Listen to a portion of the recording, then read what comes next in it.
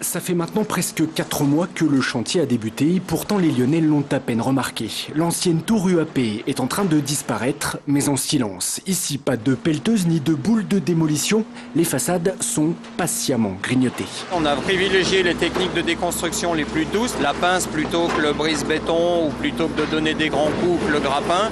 Et puis cette technique de micro-nébulisation, donc là où l'eau est aspergée de manière très très fine, et vraiment à la production de la poussière, de manière à ce qu'elle ne parte pas dans l'air.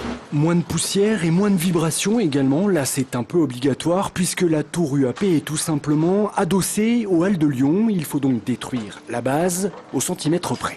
Donc là on travaille à peine 2 cm des halles. On vient démolir les 5 premiers niveaux de la tour UAP pour créer une fracture entre la tour et les halles pour éviter de générer des vibrations, de la poussière et trop de bruit, de manière à permettre aux halles de continuer à fonctionner tout au long du chantier de déconstruction. Les raisons de cette démolition plutôt spectaculaire, le cahier des charges évidemment, la tour est située en plein centre-ville et le chantier devait être silencieux. Le clou du spectacle lui reste à venir, ce sera en janvier prochain. Les 25 étages de la tour vont disparaître au fur et à mesure, avalés par une énorme plateforme amovible, une première sur ce genre de démolition. Les Lyonnais vont voir la tour descendre. Notre outil va descendre, une espèce de chapeau, une espèce de coiffe qui va être posée sur la tour UAP.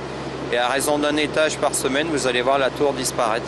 Ensuite seulement, la tour InCity sera érigée. Elle dépassera le crayon du Crédit Lyonnais de quelques mètres et viendra compléter la fameuse Skyline, chère à Gérard Collomb. Ce l'ombre au tableau, pour l'instant, les promoteurs peinent à remplir la tour. InCity doit être livrée en 2014.